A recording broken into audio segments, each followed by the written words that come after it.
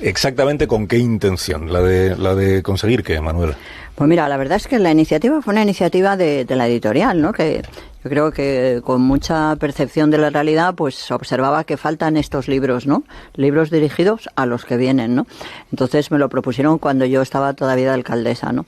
Y la idea me gustó y dije que sí, pero después la realidad se impuso y nunca tenía tiempo de hacerlo, ¿no? Entonces ya cuando me fui del ayuntamiento, pues pensé que era el momento, ¿no? Entonces, ¿por qué? Pues porque yo creo que cuando has vivido mucho y tienes como la mochila vital muy cargada, te apetece mucho intercambiar, establecer una conversación con la gente más joven para que conozcan experiencias y que a partir de ahí ellos decidan, ¿no? Yo personalmente, y por eso al final del libro se habla de la felicidad, porque yo creo que es muy importante hablar de la felicidad. Yo creo que yo he sido muy feliz cambiando el mundo, ¿no? Es decir, yo soy de esas personas que creo que cuando he llegado a un sitio y no me ha gustado lo que había, lo he intentado cambiar. No lo he conseguido siempre, a veces sí, a veces no, pero en esa tarea de cambio he sido extraordinariamente feliz. Y me gusta decirle a los jóvenes que ser como una especie de arquitecto de lo social es muy dichoso. Voy a contar a los oyentes sin reventar del todo que el libro empieza fuerte, porque termina hablando de la felicidad, pero empieza hablando de sexo. Sí. A ver, empieza hablando de Carlos III, el mejor alcalde de Madrid, apodado el mejor alcalde de Madrid, porque transformó la ciudad en buena medida, pero en realidad por donde empieza Manuela Carmena es por una carta que dirige Carlos III a sus padres, antes de ser, cuando es un chaval de 20 y pocos años, está recién casado, contándoles cómo ha ido la noche de bodas con su esposa. Y es una carta, ahora le pregunté a Manuela Carmena de dónde la ha sacado, pero me parece... Dice Carlos III a sus padres: ¿suponían ustedes que cuando recibiera esta carta ya estaría alegre mi corazón y habría consumado el matrimonio? Que no me extrañara de que vuestras majestades me hablaran así, que a veces las jovencitas no son tan fáciles y que yo tendría que ahorrar mis fuerzas con estos calores. Que no lo hiciera tanto, este es el consejo que le habían dado los padres, que no lo hiciera tanto como me apeteciera, el sexo, porque podría arruinar mi salud, que me contentara con una vez o dos entre la noche y el día, que si no acabaría de rengao y no valdría para nada, ni para mí ni para ella, que más vale servir a las señoras poco y de continuo que hacer mucho una vez y dejarlas por un tiempo. Y luego les empieza a contar con todo detalle cómo fue la jornada de la noche nupcial, cómo se reunió por primera vez con su mujer, que le pareció una chica estupenda. Nos acostamos a las 9, temblábamos los dos, pero empezamos a besarnos y enseguida estuve listo. Y empecé, y al cabo de un cuarto de hora la rompí. Y en esta ocasión no pudimos derramar ninguno de los dos. Solo diré que acerca de lo que me decían, de que como ella era joven y delicada, no dudaban de que me haría sudar, diré que la primera vez me corría el sudor como una fuente, pero que desde entonces ya no he sudado. Y luego les cuenta pues que les va muy bien en su relación sexual, siempre derramamos al mismo tiempo porque el uno espera al otro, y también les diré que es la chica más guapa del mundo y que tiene el espíritu de un ángel y el mejor talante. Soy el hombre más feliz teniendo a esta mujer que tiene que ser mi compañera el resto de mi vida. ¿De dónde sale esta carta? Bueno, pues mira, la verdad es que está en los archivos y es una carta que se puede consultar, pero a mí me pareció muy interesante. Bueno, yo he profundizado mucho en Carlos III gracias a Manuel Aguilar, que es un biógrafo de Carlos III extraordinario, es un historiador estupendo. Y cuando estaba en el ayuntamiento, yo presenté un libro de Manuel Aguilar, ¿no? Y él se quedó muy sorprendido porque me dijo, pero si te lo has leído. Digo, hombre, claro, yo no voy a presentar un libro que no me lo he leído, ¿no? Y me interesó muchísimo y entonces pues me encontré con... Él no la cita, pero hace la referencia y a mí me llama mucho la atención, ¿no? ¿Por qué pongo esa carta, no? Porque a mí me parece que es muy interesante que la gente joven disfrute aprendiendo, disfrute conociendo la historia, ¿no? Pero la historia no puede ser una sucesión de acontecimientos bélicos o un reportaje de avatares políticos, ¿no? La historia de la vida cotidiana, la historia de la sensibilidad, del afecto, del amor, ¿no? Y eso me parecía que era importante empezar con esta carta, ¿no? ¿Por qué además esta carta? Porque yo creo que esta carta expone un concepto de la sexualidad absolutamente falso, masculino. Hay que pensar que esta chica pues ni siquiera había tenido la regla todavía, ¿no? Es decir, que tenía 14 años ella. Sí, 14 años, ¿no? Es una fantasía, yo creo, fundamentalmente del joven rey Carlos, ¿no? Y entonces me parecía importante porque creo que se sigue viviendo para muchas chicas jóvenes con los modelos de la sexualidad masculina, con los modelos de lo que se ha dicho que debe ser, ¿no? Y a partir de ahí pues hay mucha frustración, mucha inseguridad, mucha dependencia a veces que luego lo relaciono con la violencia de género cuando habla de ese capítulo, ¿no? Y me parece también importante concluir el capítulo pues hablando de otra literatura, la del arte de amar de Ovidio, ¿no? Porque también me parece muy importante. Y yo creo que esas cosas, yo digo, qué pena que todo esto no se lea en los colegios, los chavales se aburren con la historia, lo pasarían mucho mejor si vieran la historia cotidiana de la vida, ¿no? Porque el libro de Ovidio es fantástico, ¿no? Da una serie de consejos a los varones para conquistar a las mujeres. Es un libro, diríamos, absolutamente un coach del ligue en la época del Imperio Romano, ¿no? Y entonces tiene mucha gracia porque al final dice, bueno, y las chicas, mira, las chicas es súper importante que demostréis que estáis teniendo placer, ¿no? Es decir, que demostréis que estáis teniendo el orgasmo. Y dice, bueno, mira, pero si no lo sentís, ¿sabéis lo que os digo? Fingirlo. Entonces me parece que es muy fuerte, porque eso sigue pasando, ¿no? Entonces yo creo que está muy bien hablar de todas estas cosas con diversión, con sencillez, con naturalidad. Lo que pasa es que yo leyendo el libro de Manuela Carmena, este primer capítulo que plantea esto, si la historia se enseñara, igual con estos episodios, por ejemplo, de los hábitos sexuales de los protagonistas, pues resultaría más atractiva para los chavales, pero yo me estaba preguntando, ¿cómo enseñaríamos entonces, cómo habría que enseñar la historia de lo que está pasando en nuestros días? Porque tendríamos que hablar de los protagonistas de hoy, que están, pues, de los gobernantes de hoy, y tendríamos que saber cosas de su vida privada. Bueno, yo no sabemos. Si me permites, te diría que en la vida actual bastante sálvame de política tenemos con respecto al programa que tiene ese título y que cubre las expectativas y los gustos de muchas personas, ¿no? Porque a mí estos días, la verdad, me sorprendía muchísimo que estemos hablando de que si uno se ha reído del otro, de que si un político le ha quitado se iba a sentar y le ha quitado al sitio del otro, ¿no? Iba a decir que me parece que son criaturas, pero no, porque de verdad que cuando hablas con los niños son mucho más maduros. Es decir, y a mí eso me parece terrible, que estemos hablando de no sé, de chismes de políticos y no de política. Por ejemplo, ver que se organiza un cierto revuelo en algunos ámbitos porque hay una foto de Pablo Iglesias conversando de manera distendida, incluso riendo con Iván Espinosa de los Monteros, creo que es del viernes pasado, en el Congreso de los Diputados. ¿Usted alcanza a entender por qué tiene revuelo? A mí me parece, eso? Yo, con todo el respeto para los medios de comunicación, que ya sabéis que os lo tengo y mucho, y además es que me caéis muy bien, pero independiente de eso, no tiene sentido. Eso no es una noticia, es decir, es lo normal. Es decir, a mí me parece que por encima de cualquier planteamiento ideológico, por encima de cualquier asignación partidaria, somos seres humanos, somos personas y tenemos, al contrario, tenemos que trabajar mucho en el contacto.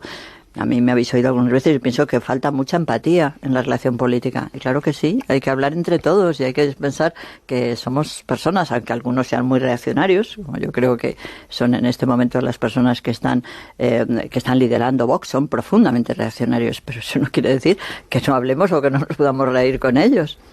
Y sin embargo está excluido Vox o sea, existe por parte, por ejemplo, del Partido Socialista, que está ahora en la fase esta de buscar apoyos para la investidura, y siempre dice, hay que hablar con todas las fuerzas políticas, pero en realidad hay una con la que saben que no van a hablar nunca, o al menos hasta este momento. Bueno, es Vox, ese cordón sanitario, digamos, del PSOE sí que existe.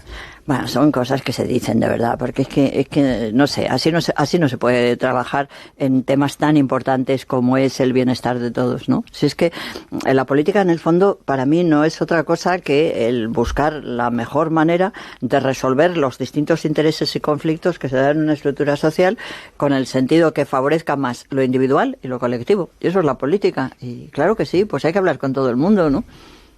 Bueno, que nos hemos ido a la política, estamos sí, hablando del que libro. No quería irme a la política. Y yo quiero que le cuente Manuela Carmena a los oyentes de este programa, porque usted hace una confesión que me parece muy seria en su libro, que es que usted quemó los 3 mosqueteros de Alejandro Dumas en la caldera de su casa, y creo que esta confesión necesita una aclaración. Estoy de acuerdo, estoy totalmente de acuerdo. La verdad es que yo iba a un colegio religioso, pero mis padres no eran religiosos, en fin, no eran personas que siguieran pautas en aquellos momentos. Fijaros que estamos hablando de los años 50, ¿no?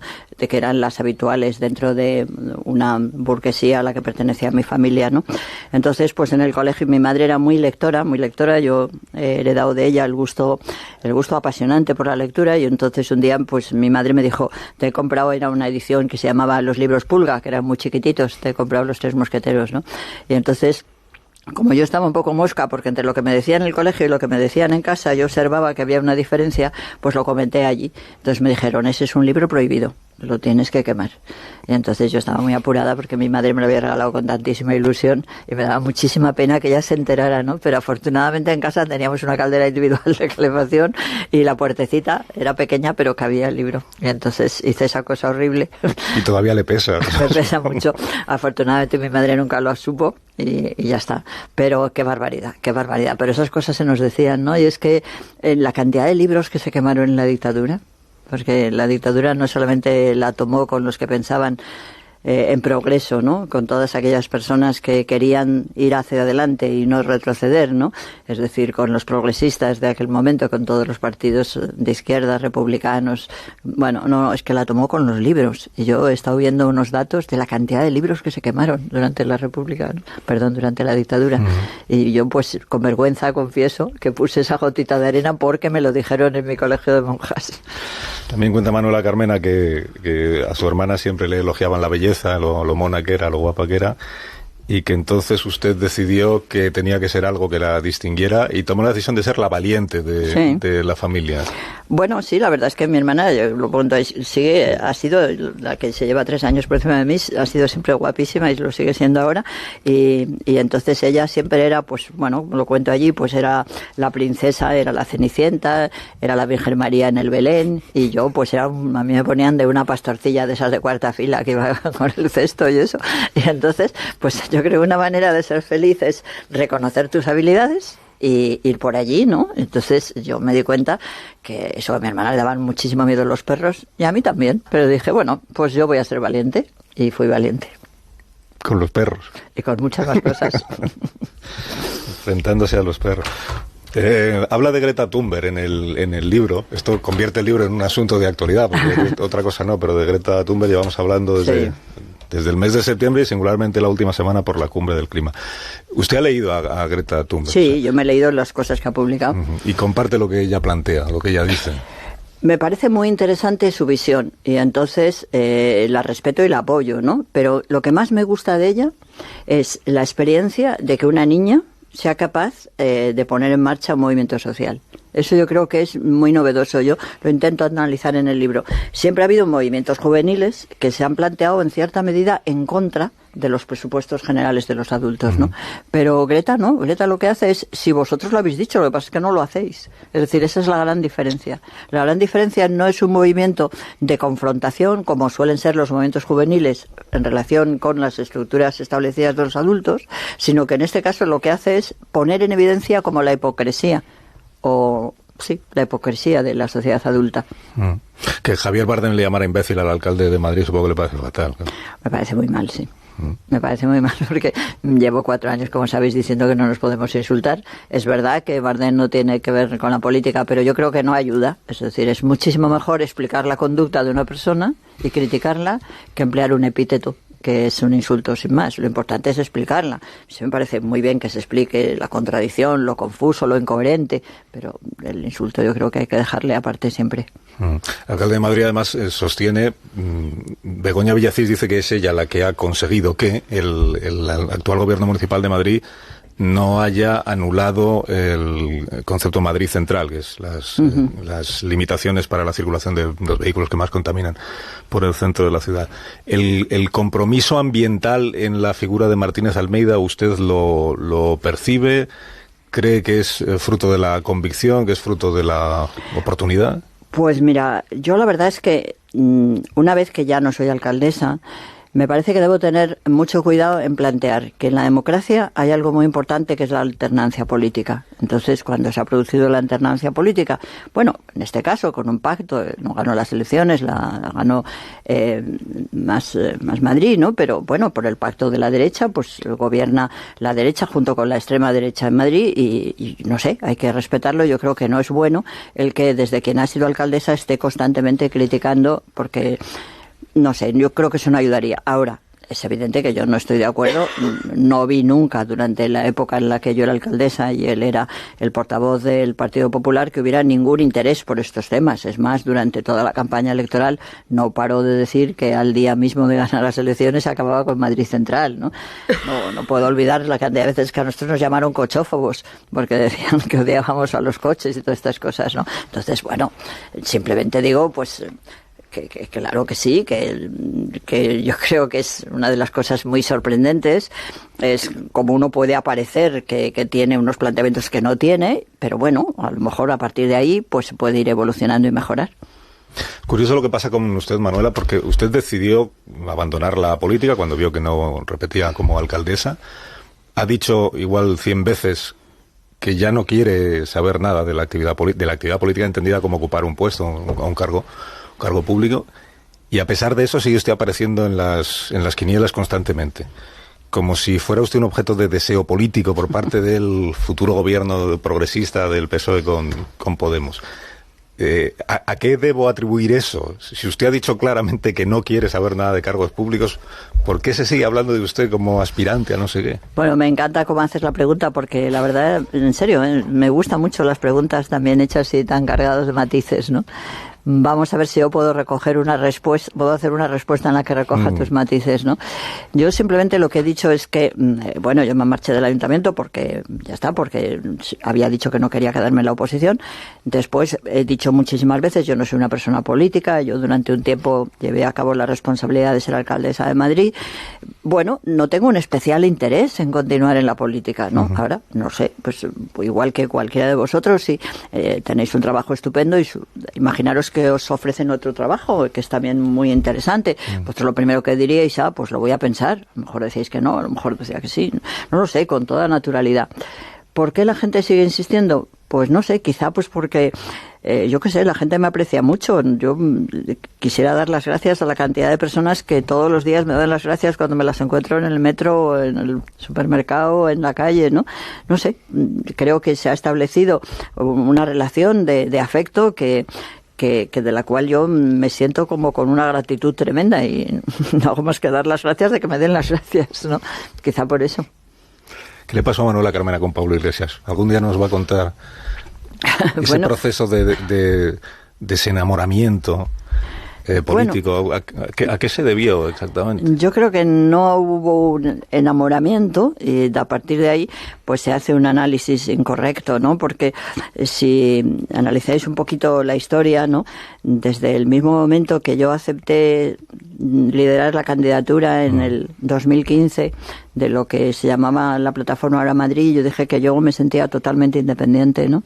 Yo me sentí independiente desde el día 1 y ya está. Y entonces, pues, no hubo enamoramiento ni ha habido desenamoramiento. Ha habido simplemente la constatación de que alguien puede trabajar con determinadas personas que forman parte de grupos o de partidos políticos sintiéndose próximo en muchos aspectos y distante en otros. Creo que me he explicado mal, me refería al enamoramiento o el desenamoramiento por parte de Pablo Iglesias. Tampoco yo creo tampoco yo creo que lo hubo, yo creo que no lo hubo. Lo que pasa es que pues debieron pensar, oye, que era una señora, pues que así una señora mayor simpática, que caía bien. Yo creo que eso fue la base, ¿no? Y como yo creo que todo el mundo está muy poco acostumbrado a que una persona que dice ser independiente política lo sea de verdad, pues debieron pensar, digo yo, a ver si al final es verdad lo que pasa siempre, que los independientes no son independientes.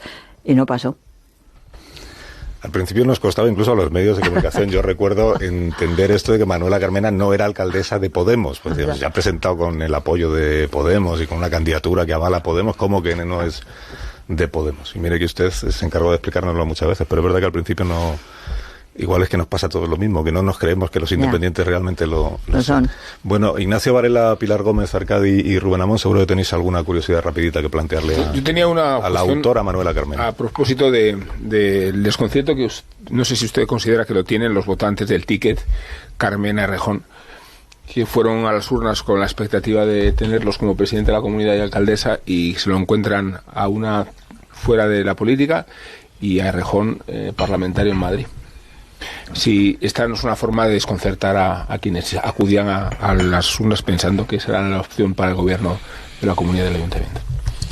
Bueno, la verdad, en lo que a mí se refiere, y de mí voy a hablar, desde el mismo momento en que yo acepté volver a liderar una candidatura para continuar el trabajo que veníamos haciendo en el ayuntamiento, lo dije, que si no teníamos mayoría suficiente para gobernar, yo no iba a estar en la oposición.